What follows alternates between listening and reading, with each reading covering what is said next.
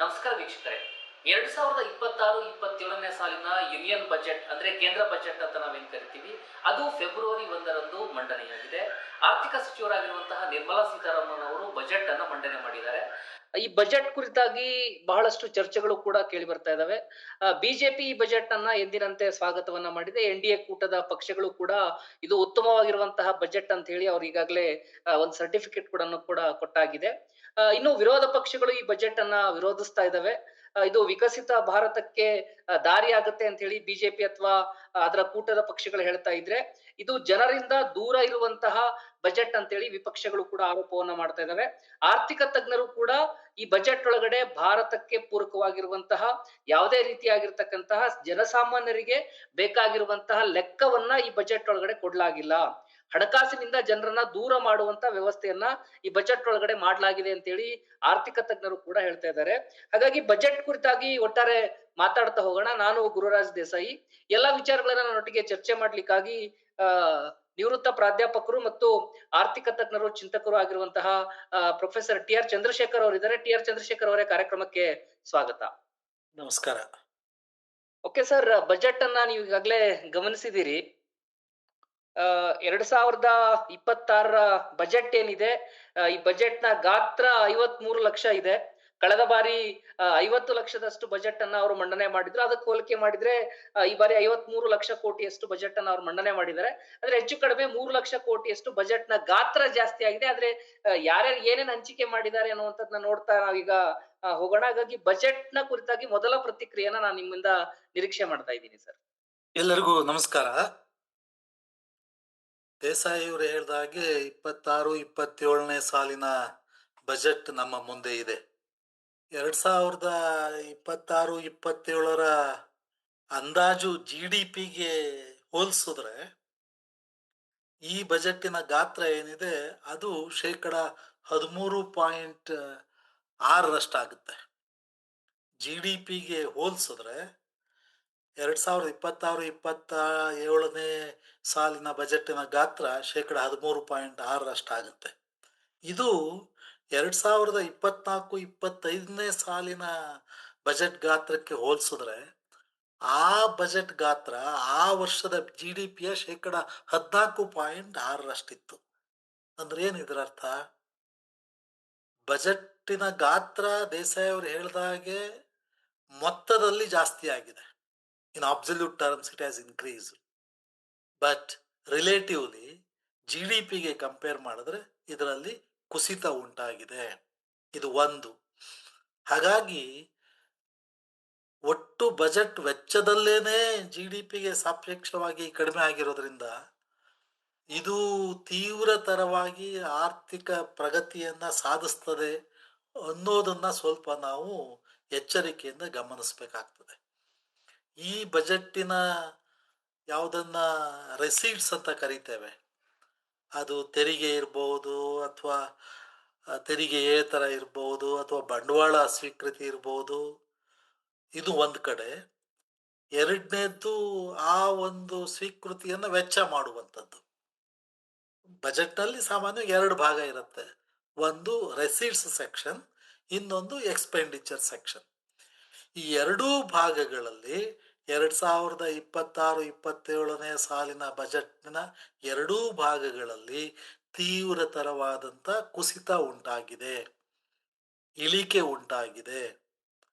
So ಈ ಹಿನ್ನೆಲೆಯಲ್ಲಿ ನಾವು ಕೇಳಬೇಕಾದಂಥ ಪ್ರಶ್ನೆ, 26-27ರಲ್ಲಿ GDPಯ ಬೆಳವಣಿಗೆ 7.25-26ರಲ್ಲಿ ಅಂದ್ರೆ ಹಿಂದಿನ ವರ್ಷ GDPಯ ಬೆಳವಣಿಗೆ 7.4ರಷ್ಟು ಆಗಿದೆ ಅನ್ನೋದನ್ನ ನಂಬೋದು ಕಷ್ಟ.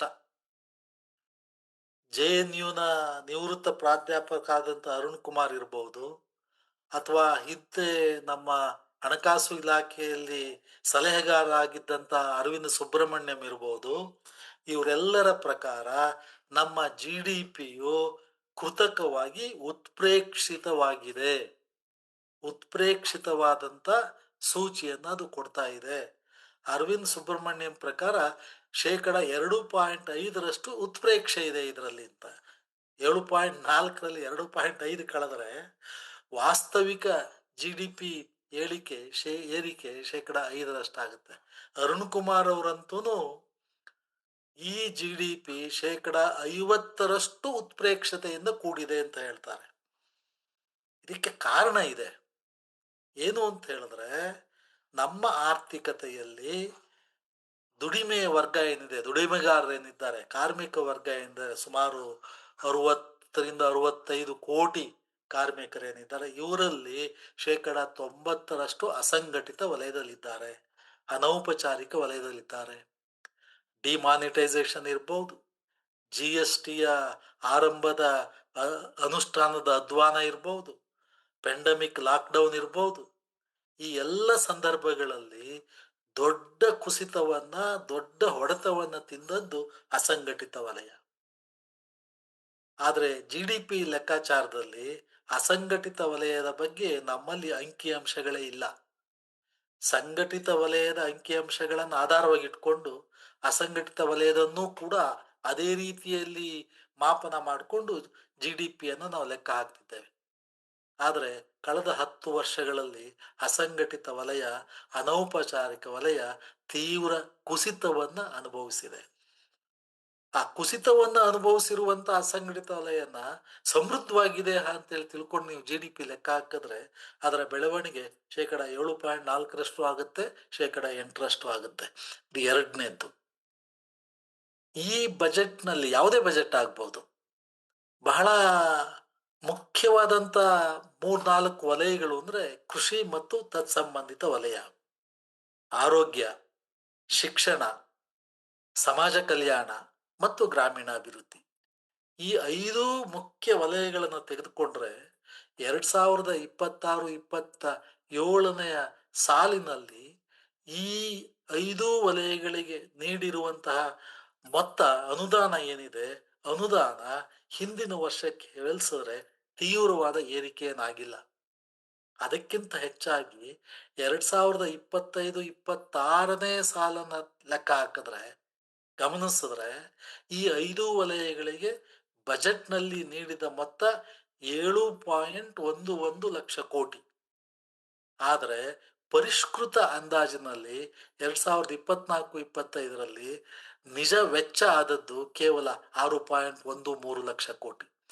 ಈ ಕಾರಣದಿಂದಾಗಿ 2024-25ರಲ್ಲಿ GDP ಬೆಳವಣಿಗೆ 7.4 ಅನ್ನೋದನ್ನ ನಂಬಲಿಕ್ಕೆ ಸಾಧ್ಯ ಇಲ್ಲ. ಅದರ ಆಧಾರದ ಮೇಲೆ 2026-27ನೇ ಸಾಲಿನ ಬಜೆಟ್ ಏನು ರೂಪುಗೊಂಡಿದೆ, ಇದು ಕೂಡ ಕೇವಲ ದೇಸಾಯಿಯವರು ಹೇಳಿದಾಗೆ ಶಬ್ದಾಡಂಬರದ ಒಂದು ಚಟುವಟಿಕೆ ಆಗಿದೆ, ಶಬ್ದಾಡಂಬರದ ಒಂದು ಎಕ್ಸರ್ಸೈಸ್ ಆಗಿದೆ. ಆ ಕಾರಣಕ್ಕೇನೆ ನಾನು ಈ ಬಜೆಟ್ ಅನ್ನ ಬಡಬಡಿಕೆ ಬಜೆಟ್ ಅಂತ ಕರಿತೀನಿ. ಒಂದ್ಸಾರಿ ಹೇಳ್ತಾರೆ ಅವರು ಸಬ್ಕಾ ಸಾಥ್ ಸಬ್ಕಾ ವಿಸಾಥ್ ಸಬ್ಕಾ ಏನದು ಪ್ರಯಾಸ್ ಅಂತ ಹೇಳ್ತಾರೆ. ಆಮೇಲೆ ಅಮೃತ ಕಾಲದ ಬಗ್ಗೆ ಮಾತನಾಡ್ತಾರೆ, 2047ರ ಬಗ್ಗೆ ಮಾತನಾಡ್ತಾರೆ ಕೇಂದ್ರ ಸರ್ಕಾರದವರು. ಮತ್ತೊಮ್ಮೆ ಅಮೃತ ಕಾಲ ಆಯ್ತು, ಇದಾಯ್ತು. ಈ ಜಾತಿಗಳ ಬಗ್ಗೆ ನಾವು ಮಾತನಾಡೋದಿಲ್ಲ. ನಮಗೆ ಜಾತಿ ಯಾವುದು ಅಂತ ಹೇಳಿದ್ರೆ ಗರೀಬ್, ಯುವ, ಮಹಿಳಾ ಮತ್ತು ಅನ್ನದಾತ ಅಂತ ಹೇಳ್ತಾರೆ. ಆದರೆ ಅನ್ನದಾತ ಇರ್ಬೋದು, ಗರೀಬ್ ಇರ್ಬೋದು, ಮಹಿಳೆ ಇರ್ಬೋದು, ಅನೇಕ ಸಮಸ್ಯೆಗಳನ್ನ ಎದುರಿಸ್ತಾ ಇರೋದಕ್ಕೆ ಈ ಬಜೆಟ್ನಲ್ಲಿ ಯಾವ ಪರಿಹಾರವೂ ಕೂಡ ನಮಗೆ ಕಂಡು ಬರ್ತಾ ಇಲ್ಲ ಅನ್ನೋದನ್ನು ನಾವು ಗಮನಿಸ್ಬೇಕು. ಓಕೆ, TRC ಅವರೇ, ಈಗ ಅದು ರಾಜ್ಯ ಬಜೆಟ್ ಆದ್ರೂ ಆಗಿರ್ಲಿ, ಕೇಂದ್ರ ಬಜೆಟ್ ಆದ್ರೂ ಆಗಿರ್ಲಿ, ಮಂಡಿಸುವಾಗ ಅಲ್ಲಿ ಪ್ರಮುಖವಾಗಿ ಗಮನಕ್ಕೆ ತರುವಂತದ್ದು ಏನು ಅಂತ ಹೇಳಿದ್ರೆ, ಒಂದು ಹಣಕಾಸನ್ನ ನಿಯಂತ್ರಣ ತರಬೇಕು ಅನ್ನೋ ಕಾರಣಕ್ಕಾಗಿ, ಮತ್ತೇನಾದ್ರೂ ಸಾಲ ಮಾಡಿದ್ರೆ ಅದನ್ನ ಸರಿದೂಗಿಸ್ಬೇಕು ಅಂತ ಹೇಳಿ, ಮತ್ತೆ ಮುಖ್ಯವಾಗಿ ಸರ್ಕಾರದ ಗುರಿಗಳನ್ನ ಜಾರಿ ಮಾಡಬೇಕು ಎನ್ನುವಂಥದ್ದು, ಮತ್ತೆ ಅದು ಈ ದೇಶದ ಅಥವಾ ಈ ರಾಜ್ಯದ ಜನರಿಗೆ ಆ ಬಜೆಟ್ ಸಿಗ್ಬೇಕು, ಹಣಕಾಸಿನ ಲೆಕ್ಕಾಚಾರ ಸಿಗ್ಬೇಕು, ಲಾಭ ಸಿಗ್ಬೇಕು ಎನ್ನುವಂತ ಕಾರಣಕ್ಕೋಸ್ಕರ ಬಜೆಟ್ ಅನ್ನ ಮಂಡನೆ ಮಾಡ್ತಾರೆ. ಈ 2026-27ರ ಬಜೆಟ್ ಅಲ್ಲಿ ಯಾರಿಗೆ ಲಾಭ ಆಗಿದೆ, ಸಾಮಾನ್ಯ ಜನರಿಗೆ ಏನ್ ಸಿಕ್ಕಿದೆ ಅಂತ? ನಿಮಗೆ ಗೊತ್ತಿರಬೇಕು, 2019ರ ಬಜೆಟ್ನಲ್ಲಿ ನೇರ ತೆರಿಗೆಗಳನ್ನ ಶೇಕಡ 30ರಿಂದ ಶೇಕಡ 22ಕ್ಕೆ ಕಡಿತ ಮಾಡಿದ್ರು. ಆ ನಂತರ ಕಾರ್ಪೊರೇಟ್ ತೆರಿಗೆಯನ್ನ, ಕಳೆದ ವರ್ಷ ಆದಾಯ ತೆರಿಗೆಯಲ್ಲೂ ಕೂಡ ಅನೇಕ ರೀತಿಯ ರಿಯಾಯಿತಿ ಮತ್ತು ವಿನಾಯಿತಿಗಳನ್ನ ಕೊಟ್ಟರು. ಈ ರೀತಿಯ ರಿಯಾಯಿತಿ ವಿನಾಯಿತಿಗಳನ್ನ ಕೊಡ್ಲಿಕ್ಕೆ, ಕಾರ್ಪೊರೇಟ್ ತೆರಿಗೆಯನ್ನ ಕಡಿತ ಮಾಡಲಿಕ್ಕೆ ಅವ್ರು ಕೊಟ್ಟ ಕಾರಣ ಏನು ಅಂತ ಹೇಳಿದ್ರೆ, ಹಾಗೆ ನೇರ ತೆರಿಗೆಯನ್ನ, ಕಾರ್ಪೊರೇಟ್ ತೆರಿಗೆಯನ್ನ ಈ ಕಡಿತ ಮಾಡಿದ್ರೆ ಖಾಸಗಿ ಬಂಡವಾಳ ವಿನಿಯೋಜನೆ, ಹೂಡಿಕೆ ಜಾಸ್ತಿ ಆಗ್ತದೆ. ಅದ್ರ ಮೂಲಕ ಉತ್ಪಾದನೆ ಜಾಸ್ತಿ ಆಗುತ್ತೆ. ಉತ್ಪಾದನೆಯನ್ನ ಜಾಸ್ತಿ ಮಾಡಲಿಕ್ಕಾಗಿ ಕಾರ್ಮಿಕರನ್ನ ಹೆಚ್ಚಿನ ಪ್ರಮಾಣದಲ್ಲಿ ನೇಮಿಸ್ಕೋಬೇಕಾಗ್ತದೆ. ಹಾಗಾಗಿ ಉದ್ಯೋಗದ ಅವಕಾಶಗಳು ವಿಸ್ತರಿಸುತ್ತವೆ ಹಾಗೆ ಅಂತೇಳಿ. ಕಳೆದ 5 ವರ್ಷಗಳಲ್ಲಿ ನಮ್ಮ ಅನುಭವ ಏನು ಅಂತ ಹೇಳಿದ್ರೆ, ನೇರ ತೆರಿಗೆಗಳಲ್ಲಿ ಏನೆಲ್ಲ ರಿಯಾಯಿತಿಗಳನ್ನ, ತೆರಿಗೆ ರಜಾಗಳನ್ನ, ಟ್ಯಾಕ್ಸ್ ಹಾಲಿಡೇ ಅಂತ ಕರಿತೇವೆ, ಇದನ್ನೆಲ್ಲ ಕೊಟ್ಟರೂ ಕೂಡ ಖಾಸಗಿ ಬಂಡವಾಳದ ಹೂಡಿಕೆಯಲ್ಲಿ ಯಾವುದೇ ಏರಿಕೆ ಆಗ್ತಾ ಇಲ್ಲ. ಖಾಸಗಿ ಬಂಡವಾಳ ಕ್ಷೇತ್ರದಲ್ಲಿ ಉತ್ಪಾದನೆಯ ಏರಿಕೆ ಆಗ್ತಾ ಇಲ್ಲ. ಇದು ಸಂಪೂರ್ಣ ವಿಫಲ ಆಗಿದೆ. ನೇರ ತೆರಿಗೆಗಳಿಗೆ ಕೊಡುವ ವಿನಾಯಿತಿಯಿಂದ ಖಾಸಗಿ ಬಂಡವಾಳ ವಿನಿಯೋಜನೆಯಲ್ಲಿ ಏರಿಕೆ ಆಗೋದಿಲ್ಲ.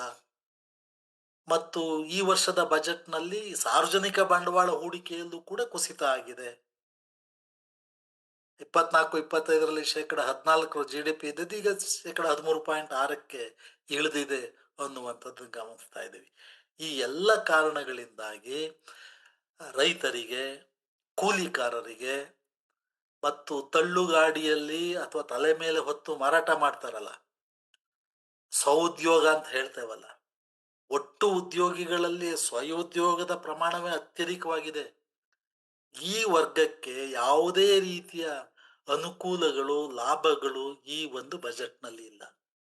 ನಮ್ಗೆಲ್ಲ ಗೊತ್ತಿರೋ ಹಾಗೆ ಈ ದೇಶ ಇವತ್ತು ಎದುರಿಸ್ತಾ ಇರುವಂತಹ ಬಹಳ ದೊಡ್ಡ ಸಮಸ್ಯೆ, ಯುವ ಜನತೆಯ ಮುಂದಿರುವಂತ ಸವಾಲು ಅಂದ್ರೆ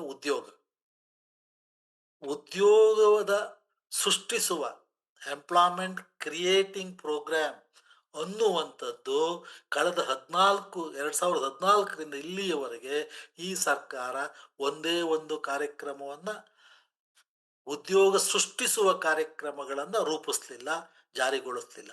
ಉದ್ಯೋಗ ಕಾರ್ಯಕ್ರಮಗಳಿವೆ, ಆದರೆ ಅವು ಉದ್ಯೋಗ ಸೃಷ್ಟಿಸುವ ಕಾರ್ಯಕ್ರಮಗಳಲ್ಲ. ಅವು ಉದ್ಯೋಗಕ್ಕೆ ಬ್ಯಾಂಕಿನ ಸಾಲ ಕೊಡಿಸುವಂಥದ್ದು ಅಥವಾ ಸಬ್ಸಿಡಿ ಕೊಡುವಂಥದ್ದು, ಈ ಥರದ ಕಾರ್ಯಕ್ರಮಗಳಿದಾವೆ ಹೊರತು ಎಂಪ್ಲಾಯ್ಮೆಂಟ್ ಪ್ರೊವೈಡಿಂಗ್ ಕಾರ್ಯಕ್ರಮ, ಯೋಜನೆ ಅನ್ನುವಂಥದ್ದು ಯಾವುದು ಕೂಡ ಇಲ್ಲ. ವರ್ಲ್ಡ್ ಬ್ಯಾಂಕ್ ಇತ್ತೀಚೆಗೆ ಪ್ರಕಟಿಸಿರುವಂಥ ಇಂಡಿಯಾ ಎಂಪ್ಲಾಯ್ಮೆಂಟ್ ರಿಪೋರ್ಟ್ 2025ರಲ್ಲಿ ಬಹಳ ಸ್ಪಷ್ಟವಾಗಿ ಹೇಳಿರೋದೇನು ಅಂತ ಹೇಳಿದ್ರೆ, ಭಾರತದ ಒಟ್ಟು ನಿರುದ್ಯೋಗಿಗಳಲ್ಲಿ 30 ವರ್ಷಕ್ಕಿಂತ ಕಡಿಮೆ ಇರುವ ಯುವ ಜನಾಂಗದ ಪ್ರಮಾಣ 80% ಅನ್ನುವಂಥದ್ದು. ಈ ಎಲ್ಲ ಸಂಗತಿಗಳು ಕೂಡ ಈ ಬಜೆಟ್ನಲ್ಲಿ ಯಾವುದೇ ರೀತಿಯ ಪರಿಹಾರವನ್ನ ನಾವು ಕಾಣಲಿಕ್ಕೆ ಸಾಧ್ಯ ಇಲ್ಲ. ಮತ್ತೊಂದು, ದೇಸಾಯಿ ಅವರೇ, 2014ರ ನಂತರ ಈ ದೇಶವನ್ನ ಕಾಡ್ತಾ ಇರುವಂತಹ ಬಹಳ ದೊಡ್ಡ ಸಮಸ್ಯೆ ಅಂದ್ರೆ ಆರ್ಥಿಕ ಅಸಮಾನತೆ, ಹಿಮಾಲಯ ಸದೃಶವಾದಂತ ಆರ್ಥಿಕ ಅಸಮಾನತೆ. ಆರ್ಥಿಕ ಅಸಮಾನತೆ ಇಷ್ಟು ದೊಡ್ಡ ಪ್ರಮಾಣದಲ್ಲಿ ಯಾಕಿದೆ ಅಂತ ಹೇಳಿದ್ರೆ, ನೀವು ಹೇಳಿದ ಹಾಗೆ ಈ ದೇಶದ ತಳಸ್ತರದ ಜನ ಏನಿದ್ದಾರೆ, ಕೂಲಿಕಾರರು ಇರ್ಬೋದು, ಕಾರ್ಮಿಕರಿರ್ಬೋದು, ಮಹಿಳೆ, ಇವರ ಒಂದು ಬೇಡಿಕೆಯನ್ನ ಬಲಪಡಿಸುವಂತ ಕಾರ್ಯಕ್ರಮಗಳು ಯಾವುದೂ ಇಲ್ಲ.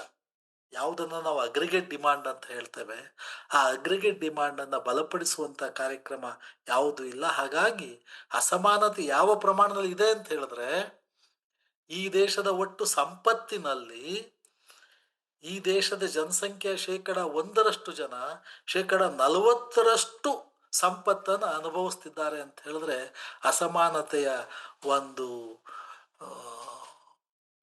ಪ್ರಮಾಣವನ್ನು ನಾವು ಊಹಿಸ್ಕೋಬಹುದು.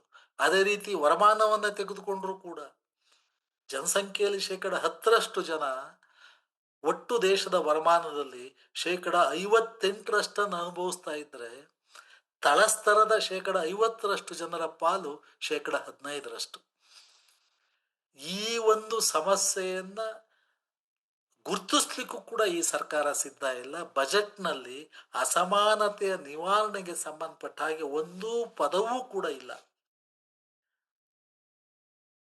ವರ್ಲ್ಡ್ ಇನ್ಇಕ್ವಾಲಿಟಿ ರಿಪೋರ್ಟ್ 2026 2026ನೇ ಇಸವಿಯ ವರ್ಲ್ಡ್ ಇನ್ಇಕ್ವಾಲಿಟಿ ರಿಪೋರ್ಟ್ನಲ್ಲಿ ಏನ್ ಹೇಳಿದೆ ಅಂತ ಹೇಳಿದ್ರೆ, ಇಡೀ ಜಗತ್ತಿನಲ್ಲಿ ಅತಿ ದೊಡ್ಡ ಅಸಮಾನತೆಯ ದೇಶ ಅಂದ್ರೆ ಭಾರತ ಆಗಿದೆ. One of the most unequal countries in the world ಅಂತ ಹೇಳುತ್ತೆ. ಅಂದ್ರೆ 2014ರಿಂದಲೂ ಕೂಡ ಮತ್ತು 2026-27 ಬಜೆಟ್ನಲ್ಲೂ ಕೂಡ ಒತ್ತು ಫೋಕಸ್ ಎಲ್ಲಿದೆ ಅಂದ್ರೆ GDP-ಯನ್ನ ಏರಿಸ್ಬೇಕು, ಉತ್ಪಾದನೆಯನ್ನು ಏರಿಸ್ಬೇಕು, ಇನ್ಫ್ರಾಸ್ಟ್ರಕ್ಚರ್ ಅನ್ನ ಬೆಳೆಸ್ಬೇಕು, ಇದ್ರ ಬಗ್ಗೆ ಮಾತನಾಡ್ತಿದ್ದಾರೆ ಹೊರತು ಏರಿಕೆಯಾದ ವರಮಾನವನ್ನ, ಏರಿಕೆಯಾದ ಸಂಪತ್ತನ್ನ ಹಂಚುವ ಬಗ್ಗೆ, ತಳಸ್ತರದ ಉದ್ಯೋಗ ಮಾಡುವಂತ ಕಾರ್ಮಿಕ ವರ್ಗಕ್ಕೆ, ರೈತಾಪಿ ವರ್ಗಕ್ಕೆ ದೊರೆಯುವಂತೆ ಮಾಡುವಂತಹ ಹಂಚಿಕೆಯ ಬಗ್ಗೆ ಯಾವುದೇ ಕ್ರಮ ಈ ಬಜೆಟ್ನಲ್ಲಿ ಇಲ್ಲ. ಹಾಗಾಗಿ ಅಸಮಾನತೆ ಅನ್ನುವಂಥದ್ದು ಭಯಪಡುವ ರೀತಿಯಲ್ಲಿ ಇರುವಂಥದ್ದನ್ನ ಕಾಣ್ತೇವೆ. ಇದು ಅಸಮಾನತೆಯನ್ನ ನಿರ್ವಹಿಸಲಿಕ್ಕೆ ಸರ್ಕಾರ ಕ್ರಮ ತೆಗೆದುಕೊಳ್ತಾ ಇರೋದು ಸಂವಿಧಾನ ವಿರೋಧಿ ಕ್ರಮ. ಸಂವಿಧಾನದ ಅನುಚ್ಛೇದ 38 ಮತ್ತು 39ರಲ್ಲಿ ಸ್ಪಷ್ಟವಾಗಿ ಹೇಳಿರೋದೇನು ಅಂತ ಹೇಳಿದ್ರೆ, ಸರ್ಕಾರ ವರಮಾನದ ಕೇಂದ್ರೀಕರಣವನ್ನ, ವರಮಾನದ ಅಸಮಾನತೆಯನ್ನು ತಗ್ಗಿಸ್ಬೇಕು ಮತ್ತು ಸಂಪತ್ತಿನ ಕೇಂದ್ರೀಕರಣವನ್ನ ನಿಯಂತ್ರಿಸಬೇಕು ಅಂತ ಹೇಳಲಾಗಿದೆ. ಈ ಯಾವುದೇ ಕ್ರಮ ಈ ಬಜೆಟ್ನಲ್ಲಿ ನಮಗೆ ಕಂಡು ಬರ್ತಾ ಇಲ್ಲ. ಹಾಗಾಗಿ ನೀವು ಹೇಳಿದ ಹಾಗೆ ಯಾರ ಹಿತಾಸಕ್ತಿಯನ್ನ ಗಮನದಲ್ಲಿಟ್ಕೊಂಡು ಈ ಬಜೆಟ್ ಅನ್ನು ರೂಪಿಸಲಾಗಿದೆ? ಕೂಲಿಕಾರರು, ಬಡವರು, ಕಾರ್ಮಿಕರು, ಹಸಿವಿನಿಂದ ನರಳ್ತಾ ಇರೋರ ಬಗ್ಗೆ ಇದರಲ್ಲಿ ಯಾವುದೇ ರೀತಿಯ ಒಂದು ಪ್ರೋತ್ಸಾಹ ಅಥವಾ ಕಾರ್ಯಕ್ರಮ ಇಲ್ಲ.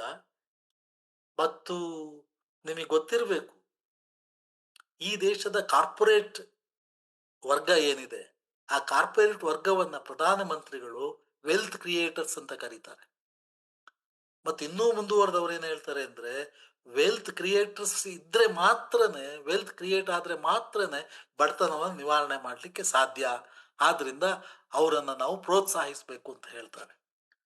ಚರಿತ್ರೆಯಲ್ಲಿ, ಪ್ರಪಂಚದಲ್ಲಿ ಎಲ್ಲೆಲ್ಲಿ ಸಂಪತ್ತು ಕ್ರೋಢೀಕೃತ ಆಗಿರುತ್ತೋ ಅಲ್ಲಿ ಬಡತನ ನಿವಾರಣೆ ಆಗುತ್ತೆ ಅನ್ನೋದ್ರ ಬಗ್ಗೆ ನಮಗೆ ಎಲ್ಲೂ ಕೂಡ ನಿದರ್ಶನ, ಉದಾಹರಣೆ ಸಿಗೋದಿಲ್ಲ.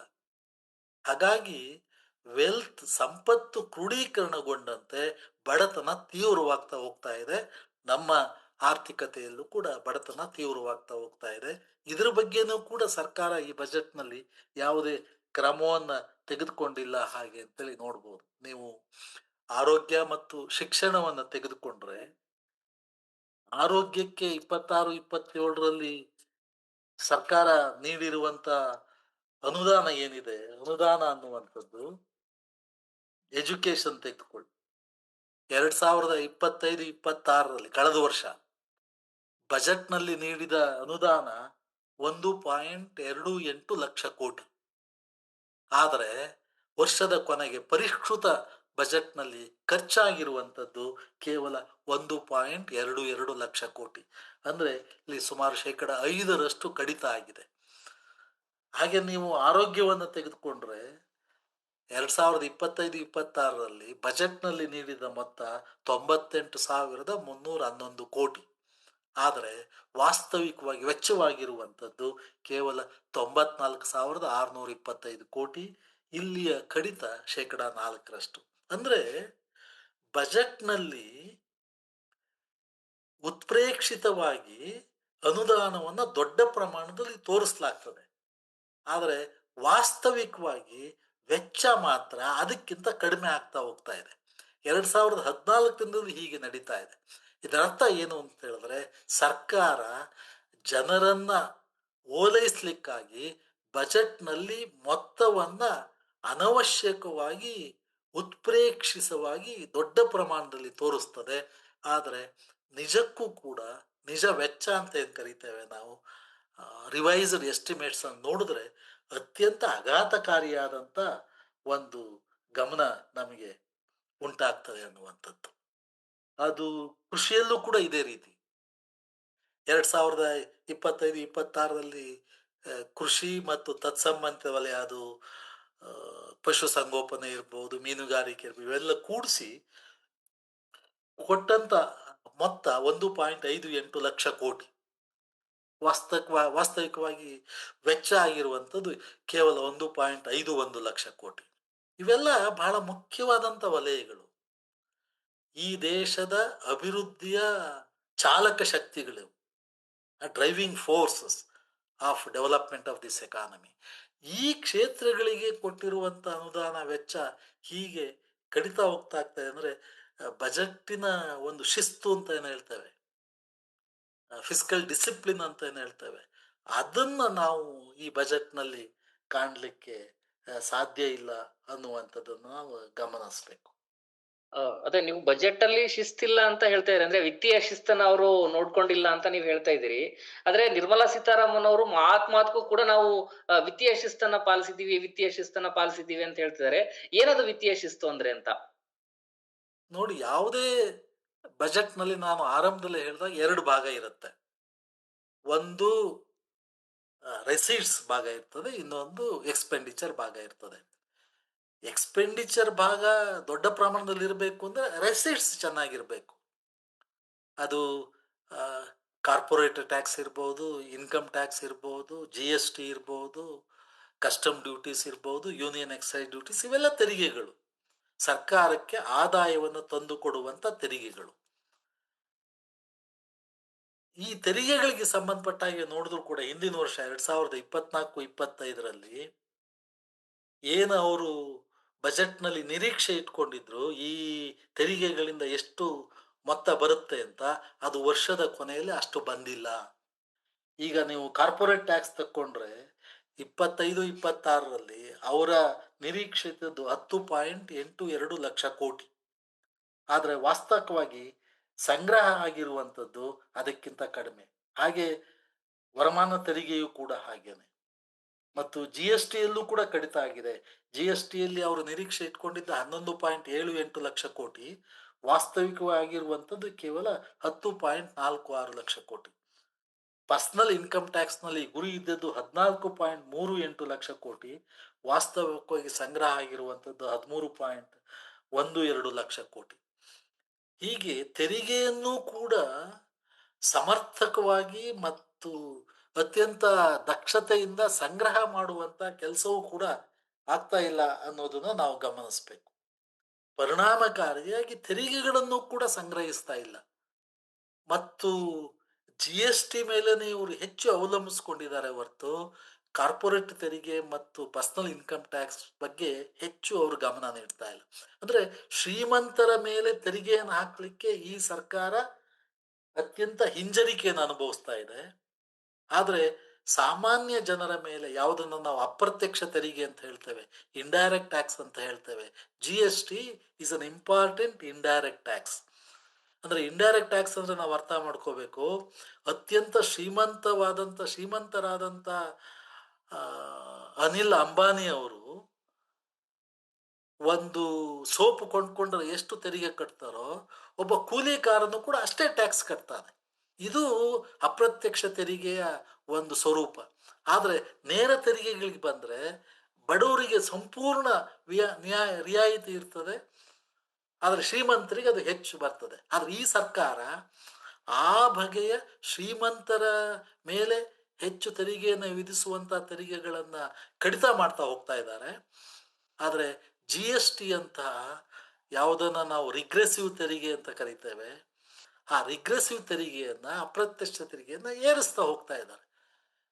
ಕಳೆದ ವರ್ಷ ಮಧ್ಯದಲ್ಲಿ ಈ GSTಯಲ್ಲಿ ಸುಧಾರಣೆ ತರ್ತೇವೆ ಅಂತ ಹೇಳಿ ಕೆಲವು ತೆರಿಗೆಗಳನ್ನು ಕಡಿತ ಮಾಡಿದ್ರು. ಹಾಗೆ GSTಯಲ್ಲಿ ಮಾಡಿದ ಸುಧಾರಣೆಯಿಂದ ಏನು ಪರಿಣಾಮ ಆಯಿತು? ಕಾರುಗಳ ಬೇಡಿಕೆ ಜಾಸ್ತಿ ಆಯಿತು, ವಿಮಾನ ಸಂಚಾರ ಮಾಡುವವರ ಸಂಖ್ಯೆ ಜಾಸ್ತಿ ಆಯಿತು.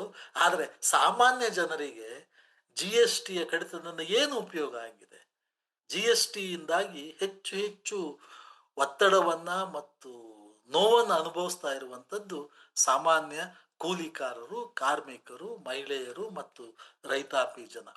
ಹೀಗೆ ತೆರಿಗೆಗಳನ್ನು ನೀವು ಸಮರ್ಥವಾಗಿ ನಿರ್ವಹಿಸದೇ ಇದ್ರೆ ವೆಚ್ಚವನ್ನ ದೊಡ್ಡ ಪ್ರಮಾಣದಲ್ಲಿ ಏರಿಸ್ಲಿಕ್ಕೆ ಸಾಧ್ಯ ಇಲ್ಲ. ಅದಕ್ಕೆ ನಾನು ಆರಂಭದಲ್ಲೇ ಹೇಳಿದ್ದು, GSTಗೆ ಹೋಲಿಸಿದ್ರೆ 2026-27ರ ಒಟ್ಟು ಬಜೆಟ್ ವೆಚ್ಚ ಹಿಂದಿನ ವರ್ಷಕ್ಕಿಂತ ಕಡಿಮೆ ಇದೆ. ಯಾಕೆ ಅಂತ ಹೇಳಿದ್ರೆ ತೆರಿಗೆಗಳನ್ನ ಇವರು ಸಮರ್ಥವಾಗಿ ಸಂಗ್ರಹಿಸ್ಕೊಳ್ತಾ ಇಲ್ಲ. GST ಮೇಲೇನೆ ಅವಲಂಬಿಸ್ಕೊಂಡಿದ್ದಾರೆ. ಇದು ಈ ಕಾರಣದಿಂದಾಗಿ ಈ ಬಜೆಟ್ ನಮ್ಮ ಜಿ GDPಯಲ್ಲಿ ಏರಿಕೆ ಆಗ್ಬೋದು ದೇಸಾಯಿ ಅವರೇ. ಅವ್ರೇನು 26-27ಕ್ಕೆ 6.8 ಅಂತ ಹೇಳಿ GDP ಬೆಳವಣಿಗೆಯನ್ನು ಗುರುತಿಸಿದ್ದಾರೆ, ಗುರಿ ಇಟ್ಟಿದ್ದಾರೆ. ಅದು ಸಾಧನೆ ಆಗ್ಬೋದು. ಓಕೆ. ಆದರೆ ಆ ಏರಿಕೆಯಾದಂಥ GDP ಯಾವ ವರ್ಗಕ್ಕೆ ದೊರೆಯುತ್ತೆ, ಯಾವ ವರ್ಗಕ್ಕೆ ಅನುಕೂಲವನ್ನು ಒದಗಿಸಿ ಕೊಡ್ತದೆ ಅನ್ನೋದ್ರ ಬಗ್ಗೆ ಯಾವ ರೀತಿಯ ಗಮನವೂ ಕೂಡ ಈ ತೆರಿಗೆಯಲ್ಲಿ ಇಲ್ಲದೆ ಇರೋದ್ರಿಂದಾಗಿ ಇದು ಸಾಮಾನ್ಯ ಜನರ ದೃಷ್ಟಿಯಿಂದ ಇದು ನಾವು ಸ್ವಾಗತಿಸಬಹುದಾದಂಥ ಬಜೆಟ್ ಅಲ್ಲ ಹಾಗೆ ಅಂತ ಹೇಳಿ ನನ್ನ ಒಂದು ಅಭಿಪ್ರಾಯ. ಓಕೆ, ಟಿ.ಆರ್. ಚಂದ್ರಶೇಖರ್ ಅವರೇ, ಕರ್ನಾಟಕಕ್ಕೆ ಈ ಬಜೆಟ್ ಅಲ್ಲಿ ಸಿಕ್ಕಿರುವಂತದ್ದೇನು ಅಂತ? ಇದು ಬಹಳ ಆಸಕ್ತಿದಾಯಕವಾದಂಥ ಪ್ರಶ್ನೆ. ಕರ್ನಾಟಕ ಒಂದೇ ಅಲ್ಲ, ಇಡೀ ದಕ್ಷಿಣ ಭಾರತದ ರಾಜ್ಯಗಳಿಗೆ ಈ ಬಜೆಟ್ನಿಂದ ಯಾವ ಉಪಯೋಗವೂ ಇಲ್ಲ. ಮತ್ತು ದಕ್ಷಿಣ ಭಾರತವನ್ನ ಕೇಂದ್ರ ಸರ್ಕಾರ ಎಷ್ಟು ಸಾಧ್ಯವೋ ಅಷ್ಟು ನಿರುತ್ಸಾಹಗೊಳಿಸುವಂತಹ, ತುಳಿಯುವಂಥ ಕೆಲಸವನ್ನ ಮಾಡ್ತಾ ಇದೆ. 16ನೇ ಹಣಕಾಸು ಆಯೋಗ ಸ್ವಲ್ಪ ಮಟ್ಟಿಗೆ ಒಂದು ಪರಿಹಾರವನ್ನ ಕೊಟ್ಟಿದೆ ಅಂತೇಳಿ ಹೇಳ್ಬೋದು. 15ನೇ ಹಣಕಾಸು ಆಯೋಗ ದಕ್ಷಿಣ ಭಾರತ ರಾಜ್ಯಗಳಿಗೆ ಪೂರ್ಣ ಅನ್ಯಾಯವನ್ನ ಮಾಡಿತ್ತು. ಅದನ್ನ ಸ್ವಲ್ಪ ಮಟ್ಟಿಗೆ 16ನೇ ಹಣಕಾಸು ಆಯೋಗ ಸ್ವಲ್ಪ ಮಟ್ಟಿಗೆ ಪರಿಹಾರವನ್ನ ಕೊಟ್ಟಿದೆ ಹಾಗೆ ಅಂತೇಳಿ. ಆದರೂ ಕೂಡ ಹಣಕಾಸು ಹಂಚಿಕೆಗೆ ಸಂಬಂಧಪಟ್ಟಂತೆ ಯಾವುದನ್ನ ಫಿಸ್ಕಲ್ ಡೆವಲ್ಯೂಷನ್ ಅಂತೇಳಿ ಕರಿತೇವೆ, ಅದಕ್ಕೆ ಸಂಬಂಧಪಟ್ಟಾಗಿ ಒಂದು ಸಮಸ್ಯೆ ಇಂದಿಗೂ ಕೂಡ ಅತ್ಯಂತ ಗಂಭೀರವಾಗಿರುವಂಥದ್ದು. ದಕ್ಷಿಣ ಭಾರತ ರಾಜ್ಯಗಳೆಲ್ಲವೂ ಕೂಡ ಒತ್ತಾಯ ಮಾಡ್ತಾ ಇದ್ದಾವೆ, ಕೇಂದ್ರ ಸರ್ಕಾರ ಸಂಗ್ರಹಿಸುವಂತ ಎಲ್ಲ ತೆರಿಗೆಗಳನ್ನು ಕೂಡ ಎಲ್ಲ ರಾಜ್ಯಗಳ ಜೊತೆ ಹಂಚ್ಕೋಬೇಕು. ಇದು ಒಕ್ಕೂಟ ತತ್ವದ ಒಂದು ನಿಯಮ. ಆ ಪ್ರಕಾರ ಕೇಂದ್ರ ಸರ್ಕಾರ ತನ್ನ ತೆರಿಗೆಯ ಸಂಗ್ರಹವನ್ನು ರಾಜ್ಯಗಳ ಜೊತೆ ಹಂಚಿಕೊಳ್ಳುತ್ತೆ. ಆದರೆ 2 ತೆರಿಗೆಗಳಿದೆ. ಅವುಗಳನ್ನು ನಾವು ಸರ್ಚಾರ್ಜ್ ಅಂತೇಳಿ ಕರಿತೇವೆ, ಇನ್ನೊಂದು ಸೆಸ್ ಅಂತೇಳಿ ಕರಿತೇವೆ. ಈ ಸೆಸ್ ಮತ್ತು ಸರ್ಚಾರ್ಜ್ಗಳೆಲ್ಲ ಸಂಗ್ರಹ ಆಗುವಂತ ತೆರಿಗೆಯ ಮೊತ್ತವನ್ನ ರಾಜ್ಯದ ಜೊತೆ ಹಂಚಿಕೊಳ್ಳೋ ಆಗಿಲ್ಲ. ಆದ್ರಿಂದ ಕೇಂದ್ರ ಸರ್ಕಾರ ಏನ್ ಮಾಡ್ತಾ ಇದೆ, ಮುಖ್ಯ ತೆರಿಗೆಗಳಲ್ಲಿ ಯಾವುದೇ ಏರಿಕೆಯನ್ನು ಮಾಡದಿರಾ ಸೆಸ್ ಮತ್ತು ಸರ್ಚಾರ್ಜ್ಗಳಲ್ಲಿ ಏರಿಕೆ ಮಾಡಿ ಹೆಚ್ಚು ಹಣವನ್ನ ಅದು ಸಂಗ್ರಹಿಸಿಕೊಳ್ತಾ ಇದೆ. ಕೇಂದ್ರ ಸರ್ಕಾರದ ಒಟ್ಟು ತೆರಿಗೆಯ ಮೊತ್ತದಲ್ಲಿ ಈ 2 ಸೆಸ್ ಮತ್ತು ಸರ್ಚಾರ್ಜ್ಗಳ ಪ್ರಮಾಣ 2014-15ರಲ್ಲಿ 10%-12% ಇವತ್ತು 20%ಕ್ಕಿಂತ ಜಾಸ್ತಿ ಆಗಿದೆ. ಮತ್ತು ಇದನ್ನ ರಾಜ್ಯಗಳ ಜೊತೆ ಹಂಚ್ಕೋಬೇಕು ಅನ್ನುವಂಥದ್ದು ಒಕ್ಕೂಟ ತತ್ವದ ಮೂಲ ಸಿದ್ಧಾಂತ. ಆದ್ರೆ ಇದನ್ನ ಹಂಚ್ಕೊಳ್ತಾ ಇಲ್ಲ. ಹಾಗಾಗಿ ದಕ್ಷಿಣ ಭಾರತದ ರಾಜ್ಯಗಳಿಗೆ 16ನೇ ಹಣಕಾಸು ಆಯೋಗದ ಶಿಫಾರಸಿನಿಂದ ಸ್ವಲ್ಪ ಮಟ್ಟಿಗೆ ಪರಿಹಾರ ದೊರೆತಿದ್ರೂ ಕೂಡ ಈ ಸೆಸ್ ಮತ್ತು ಸರ್ಚಾರ್ಜ್ಗಳಿಗೆ ಸಂಬಂಧಪಟ್ಟ ಹಾಗೆ ಯಾವುದೇ ಕ್ರಮವನ್ನು ತೆಗೆದುಕೊಳ್ಳದೆ ಇರೋದರಿಂದಾಗಿ ದಕ್ಷಿಣ ಭಾರತ ರಾಜ್ಯಗಳಿಗೆ ಅನ್ಯಾಯ ಮುಂದುವರಿತಾ ಇದೆ. ಎರಡನೇದ್ದು, ಕರ್ನಾಟಕವನ್ನು ತೆಗೆದುಕೊಂಡ್ರೆ ಕಳೆದ 10 ವರ್ಷಗಳಿಂದ ಒಂದು ಬೇಡಿಕೆ ಏನಿದೆ ಅಂತ ಹೇಳಿದ್ರೆ, ಕರ್ನಾಟಕದ ಅತ್ಯಂತ ಹಿಂದುಳಿದ ರಾಯಚೂರು ಜಿಲ್ಲೆಯಲ್ಲಿ all India institute of medical ಸೈನ್ಸಸ್ನ ಒಂದು ಶಾಖೆಯನ್ನು ತೆರೀಬೇಕು ಅನ್ನುವಂಥ ಒಂದು ಬೇಡಿಕೆ, ಒಂದು ಒತ್ತಾಯ ಕೇಂದ್ರ ಸರ್ಕಾರದ ಮೇಲಿದೆ. ಆದರೆ ಇದುವರೆಗೂ ಕೂಡ ಕೇಂದ್ರ ಸರ್ಕಾರ ಇದರ ಬಗ್ಗೆ ಯಾವುದೇ ಗಮನವನ್ನು ಕೊಟ್ಟಿಲ್ಲ. 2026-27ರಲ್ಲೂ ಕೂಡ ಕರ್ನಾಟಕದ ಬೇಡಿಕೆಯನ್ನು ಕೇಂದ್ರ ಸರ್ಕಾರ ಪರಿಗಣಿಸಿಲ್ಲ. ಬೇರೆ ಯಾವುದೇ ದೃಷ್ಟಿಯಿಂದ ತೆಗೆದುಕೊಂಡ್ರೂ ಕೂಡ ರಾಜಕೀಯವಾಗಿ ತನ್ನ ಹಿತಾಸಕ್ತಿಯನ್ನು ಗಮನದಲ್ಲಿಟ್ಕೊಂಡು ಬಿಹಾರ ಮತ್ತು ಆಂಧ್ರ ಪ್ರದೇಶಕ್ಕೆ ಎಷ್ಟು ಅನುಕೂಲಗಳನ್ನು ಮಾಡಿಕೊಡ್ತಾ ಇದೆಯೋ ಹಾಗೆ ಅದೇ ರೀತಿಯಲ್ಲಿ ದಕ್ಷಿಣ ಭಾರತದ ರಾಜ್ಯಗಳಿಗೆ, ಅಂದರೆ BJP ಏತರ ರಾಜ್ಯಗಳಿಗೆ ಅದು ಅನುಕೂಲಗಳನ್ನು ಒದಗಿಸ್ತಾ ಇಲ್ಲ. ನೇರವಾಗಿ ತಾರತಮ್ಯ ಮಾಡ್ತಾ ಇದೆ, ನೇರವಾಗಿ ಅದು ಡಿಸ್ಕ್ರಿಮಿನೇಟ್ ಮಾಡ್ತಾ ಇದೆ ಅಂತ ಹೇಳಬೇಕಾಗ್ತದೆ. ಈ ಒಟ್ಟು ಬಜೆಟ್ ಒಳಗಡೆ ಹೆಚ್ಚು ಕಡಿಮೆ 18 ಲಕ್ಷ ಕೋಟಿಯಷ್ಟು ಸಾಲವನ್ನ ಮಾಡಲಾಗಿದೆ ಅಂತ ಹೇಳಿ ಆರ್ಥಿಕ ತಜ್ಞರು ಕೂಡ ಕಳವಳವನ್ನ ವ್ಯಕ್ತಪಡಿಸ್ತಾ ಇದ್ದಾರೆ. That comes to about 24% of total expenditure. Yes sir, correct. ಅದು ಅಂದ್ರೆ ಅಂದ್ರೆ ಪರ್ಸೆಂಟೇಜ್ ಲೆಕ್ಕಾಚಾರ ಅಂತ ಇವ್ರುಗಳಿಗೆ ಅರ್ಥ ಮಾಡಿಸೋದಾದ್ರೆ. ಕಾಲ ಭಾಗ ಸಾಲದಿಂದಲೇ ತುಂಬಿದೆ. ಹೌದು. ಅಂದ್ರೆ ಈ ಸರ್ಕಾರ ತನ್ನ ವರಮಾನವನ್ನ ಏರಿಸಿಕೊಳ್ಳೋದಿಕ್ಕೆ ಬದಲಾಗಿ ಸಾಲದ ಮೂಲಕ ಬಜೆಟ್ ಅನ್ನು ನಿರ್ವಹಿಸುವಂತಹ ಅತ್ಯಂತ ವಿತ್ತೀಯ ಅಶಿಸ್ತನ್ನ ಅದು ಪಾಲಿಸ್ತಾ ಇದೆ. ಮತ್ತು ಆ ಆ ಸಾಲದ ಮೇಲಿನ ಬಡ್ಡಿ ಇದೆಯಲ್ಲ, ಆ ಬಡ್ಡಿನೇ ಸುಮಾರು 12 ಲಕ್ಷ ಕೋಟಿ ಅಷ್ಟಿದೆ. ಅಂದ್ರೆ 53 ಲಕ್ಷ ಕೋಟಿ ಒಟ್ಟು ಬಜೆಟ್ ಗಾತ್ರ, ಅದರಲ್ಲಿ 12 ಲಕ್ಷ ಕೋಟಿ ಬರೀ ಬಡ್ಡಿ ಪಾವತಿಗೆ ಹೊರಟೋಗ್ತದೆ. ನಿಮ್ಮ ಬೆಳವಣಿಗೆಗೆ, ಬಂಡವಾಳ ವಿನಿಯೋಜನೆಗೆ ಎಲ್ಲಿ ಉಳಿಯುತ್ತದೆ? ನಿಜ, ನಿಜ ಸರ್. ನಾನು ಆ ಪಾಯಿಂಟ್‌ಗೆ ಬಂದೆ ಈಗ. ಅಂದ್ರೆ ಹೆಚ್ಚು ಕಡಿಮೆ ಮತ್ತು ನೀವ್ ಹೇಳಿದಾಗೆ ಬಜೆಟ್ಟಿನ ಕಾಲು ಭಾಗ ಸಾಲ ಮಾಡಲಾಗಿದೆ. ಹೌದು, ಅದನ್ನ ಖಂಡಿತ ಬಜೆಟ್‌ನ ಸಾಲದ ಹೊರೆ ಸಾಮಾನ್ಯ ಜನರ ಮೇಲೆನೆ ಹಾಕ್ತಾರೆ ಅವರು. ಹೀಗಿದ್ದಾಗ ಜನಸಾಮಾನ್ಯರಿಗೆ ಅಂದ್ರೆ ನಾವೇನ್ ಕಲ್ಯಾಣ ಯೋಜನೆಗಳು ಅಂತ ಹೇಳ್ತೀವಿ, ಅದು ನಿಜಕ್ಕೂ ಜನರಿಗೆ ತಲುಪುತ್ತಾ? ಯಾಕಂತ ಹೇಳಿದ್ರೆ ಇಲ್ಲಿಯವರೆಗೆ ನಾವು ಗಮನಿಸಿರೋ ಬಜೆಟ್ ಒಳಗಡೆ ಆ ರೀತಿ ಯಾವುದೇ ಯೋಜನೆಗಳಿಗೆ ಕರೆಕ್ಟ್ ಆಗಿರೋ ಹಣ ತಲುಪೋದಾಗ್ಲಿ, ಅಥವಾ ಆ ಯೋಜನೆ ಅರ್ಧಕ್ಕೆ ನಿಂತಿರುವಂತದ್ದಾಗ್ಲಿ ತುಂಬಾ ಗಮನಿಸಿದೀವಿ. ಸೊ ಹಾಗಾಗಿ ಇದು ಇಷ್ಟು ದೊಡ್ಡ ಪ್ರಮಾಣದ ಸಾಲ ಬಡ ಜನ ಸಾಮಾನ್ಯರ ಕಲ್ಯಾಣ ಯೋಜನೆಗಳಿಗೆ ಪೂರಕವಾಗುತ್ತಾ ಅಂತ. ಬಹಳ ಮುಖ್ಯವಾದ ಪ್ರಶ್ನೆ. ಕಳೆದ 10 ವರ್ಷಗಳಿಂದ, ಅಂದ್ರೆ ಒಂದು ದಶಕದಲ್ಲಿ ಈ ದೇಶದ ಜನ ಕಲ್ಯಾಣ ಕಾರ್ಯಕ್ರಮಗಳಿಗೆ ಸಂಬಂಧಪಟ್ಟಾಗ ಏನಾಗಿದೆ ಅನ್ನೋದ್ರ ಬಗ್ಗೆ ದೊಡ್ಡ ಸಂಶೋಧನೆ ನಡೆದಿದೆ.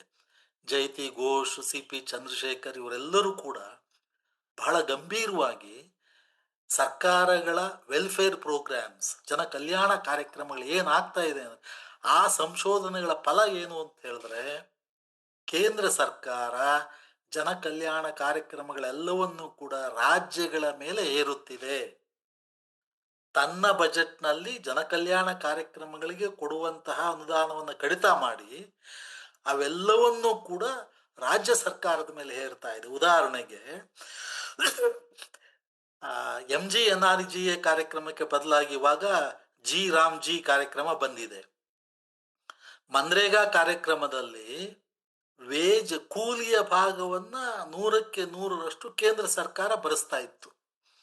ಆದರೆ ಜಿ ಕಾರ್ಯಕ್ರಮದಲ್ಲಿ ಕೇಂದ್ರ ಸರ್ಕಾರ ತನ್ನ ಪಾಲನ್ನ 60%ರಷ್ಟಕ್ಕೆ ಇಳಿಸಿದೆ, ರಾಜ್ಯಗಳ ಭಾರವನ್ನ 40%ರಷ್ಟಕ್ಕೆ ಏರಿಸಿದೆ.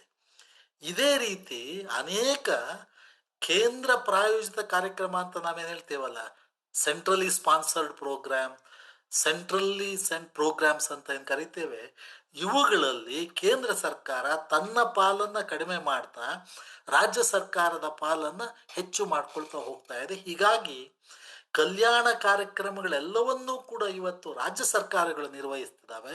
ಕೇಂದ್ರ ಸರ್ಕಾರ ಇದರಿಂದ ದೂರ ಸರಿತಾ ಇದೆ ಅನ್ನುವಂಥದ್ದು ಸಂಶೋಧನೆಯಿಂದ ಅತ್ಯಂತ ಸ್ಪಷ್ಟವಾಗಿ ನಮಗೆ ಕಂಡು ಬಂದಿದೆ. ಉದಾಹರಣೆಗೆ ನೀವು ಸೋಷಿಯಲ್ ವೆಲ್ಫೇರ್ ಪ್ರೋಗ್ರಾಮ್ಸ್ ನೋಡ್ಬೋದು. 2025-26ರಲ್ಲಿ ಸಮಾಜ ಕಲ್ಯಾಣ ಇಲಾಖೆಗೆ ಕೊಟ್ಟಂತ ಅನುದಾನ 60,000 ಕೋಟಿ, ವೆಚ್ಚವಾದದ್ದು ಕೇವಲ 50,000 ಕೋಟಿ. ಮತ್ತು 2026-27ಕ್ಕೆ ನೀಡಿರುವಂಥದ್ದು 62,000 ಕೋಟಿ. 62,000 ಕೋಟಿ ಒಟ್ಟು ಬಜೆಟ್ನಲ್ಲಿ ಅತ್ಯಂತ ಸಣ್ಣ ಮೊತ್ತ. ಹೀಗೆ ಅದು ಪೌಷ್ಟಿಕ ಕಾರ್ಯಕ್ರಮ ಇರ್ಬೋದು, ಅಂಗನವಾಡಿ ಕಾರ್ಯಕ್ರಮಗಳಿರ್ಬೋದು, ಮತ್ತು ಸಮಾಜ ಕಲ್ಯಾಣ ಕಾರ್ಯಕ್ರಮಗಳಿರ್ಬೋದು, ಇವೆಲ್ಲಕ್ಕೂ ಕೂಡ ಬಜೆಟ್ನಲ್ಲಿ ಅನುದಾನವನ್ನು ಕಡಿತ ಮಾಡ್ತಾ ಹೋಗ್ತಾ ಇದ್ದಾರೆ. ಮತ್ತು ಇದರ ಭಾರ ಎಲ್ಲ ರಾಜ್ಯ ಸರ್ಕಾರಗಳ ಮೇಲೆ ಬೀಳ್ತಾ ಇದೆ. ಇದು ಒಂದು ರೀತಿ ಕೇಂದ್ರ ಸರ್ಕಾರದ ಜನ ಕಲ್ಯಾಣಕ್ಕೆ ಸಂಬಂಧಪಟ್ಟ ಹಾಗೆ ತನ್ನ ಜವಾಬ್ದಾರಿಯನ್ನು ಅದು ನಿರ್ವಹಿಸ್ತಾ ಇಲ್ಲ, ತನ್ನ ಒಂದು ಹೊಣೆಗಾರಿಕೆಯನ್ನು ಅದು ನಿರ್ವಹಿಸ್ತಾ ಇಲ್ಲ, ಅದು ಅದರಿಂದ ತಪ್ಪಿಸ್ಕೊಳ್ತಾ ಇದೆ ಹಾಗೆ ಅನ್ನುವಂಥದ್ದು. ಕೇವಲ ಕಾರ್ಪೊರೇಟ್ ಜಗತ್ತಿನ ಹಿತಾಸಕ್ತಿಗಳನ್ನ ನೋಡ್ಕೊಂಡ್ಬಿಟ್ರೆ ಆರ್ಥಿಕತೆ ಬೆಳೆದು ಬಿಡ್ತದೆ ಅನ್ನುವ ನಂಬಿಕೆ ಅವರಲ್ಲಿ ಇದೆ ಹೊರತು ಜನರ ಒಂದು ಹಿತಾಸಕ್ತಿಯನ್ನ ಗಮನದಲ್ಲಿಟ್ಕೊಂಡು ಯಾವುದೇ ಕಾರ್ಯಕ್ರಮಗಳನ್ನ ಅವರು ರೂಪಿಸ್ತಾ ಇಲ್ಲ ಅನ್ನೋದನ್ನ ನಾವು ಗಮನಿಸ್ಬೇಕು. ಜನ ಕಲ್ಯಾಣ ಕಾರ್ಯಕ್ರಮಗಳಿಗೆ ಉದಾಹರಣೆಗೆ 2014-15ರಲ್ಲಿ ಒಟ್ಟು ಬಜೆಟ್ ವೆಚ್ಚದಲ್ಲಿ 22% ಜನ ಕಲ್ಯಾಣ ಕಾರ್ಯಕ್ರಮಗಳಿಗೆ ಹೋಗ್ತಾ ಇತ್ತು. ಆದರೆ 26-27ರಲ್ಲಿ ಒಟ್ಟು ಬಜೆಟ್ ವೆಚ್ಚದಲ್ಲಿ ಜನ ಕಲ್ಯಾಣ ವೆಲ್ಫೇರ್ ಪ್ರೋಗ್ರಾಮ್ಸ್ಗೆ ಹೋಗ್ತಾ ಇರುವಂಥ ಮೊತ್ತ 18% ಕಡಿತ ಆಗಿದೆ. ಮತ್ತು ಇವೆಲ್ಲದೂ ಕೂಡ ರಾಜ್ಯಗಳ ಮೇಲೆ ಹೇರಿಕೆ ಆಗ್ತಾ ಇದೆ. ಅದಕ್ಕೆ ಅಪ್ಪಟ ಉದಾಹರಣೆ ಅಂತ ಹೇಳಿದ್ರೆ ಮನ್ರೇಗಾ ಕಾರ್ಯಕ್ರಮಕ್ಕೆ ಬದಲಾಗಿ ಜಿ ರಾಮ್ ಜಿ ಕಾರ್ಯಕ್ರಮ ತಂದು ರಾಜ್ಯ ಸರ್ಕಾರಗಳ ಮೇಲೆ 40% ಭಾರವನ್ನು ಹೇರಿರುವಂಥದ್ದು. ಅದೇ ರೀತಿ ಬೇರೆ ಯಾವುದೇ ಕಾರ್ಯಕ್ರಮ ತೆಗೆದುಕೊಂಡ್ರೂ ಕೂಡ ಅದು ರಾಷ್ಟ್ರೀಯ ಸಾಮಾಜಿಕ ನೆರವು ಪ್ರೋಗ್ರಾಮ್, ಯಾವುದು ನ್ಯಾಷನಲ್ ಸೋಷಿಯಲ್ ಅಸಿಸ್ಟೆನ್ಸ್ ಪ್ರೋಗ್ರಾಮ್ ಅಂತ ಕರೀತೇವೆ. ಅಂದರೆ ವೃದ್ಧರಿಗೆ, ಗರ್ಭಿಣಿಯರಿಗೆ ಏನು ಪಿಂಚಣಿ ಕೊಡಲಾಗ್ತದೆ, ಆ ಕಾರ್ಯಕ್ರಮದ ಅನುದಾನ ಕಳೆದ 5 ವರ್ಷಗಳಿಂದ ಏರಿಕೆನೇ ಆಗಿಲ್ಲ. 2024-25ರಲ್ಲಿ 9,600 ಕೋಟಿ ಇತ್ತು. 2026-27ರಲ್ಲೂ ಕೂಡ 9,600 ಕೋಟಿನೇ ಇಟ್ಕೊಂಡಿದ್ದಾರೆ. ಆ ಒಂದು ಪಿಂಚಣಿಯ ಯಾವುದನ್ನ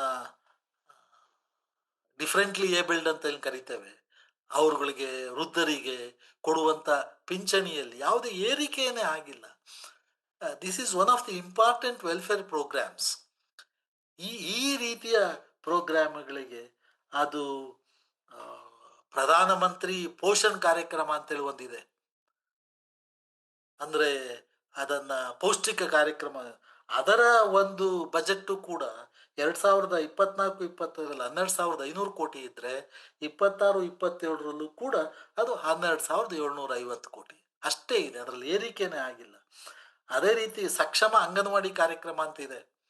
ಸಕ್ಷಮ ಅಂಗನವಾಡಿ ಕಾರ್ಯಕ್ರಮಕ್ಕೆ ಅವರು 24-25ರಲ್ಲಿ ಕೊಟ್ಟ ಅನುದಾನ 21,000 ಕೋಟಿ. ಈ ವರ್ಷ 26-27ರಲ್ಲಿ 23,000 ಕೋಟಿಗೆ ಏರಿಸಿದ್ದಾರೆ. ಅದರಲ್ಲಿ ಗಣನೀಯವಾದಂಥ ಏರಿಕೆಯನ್ನು ಆಗ್ತಾ ಇಲ್ಲ.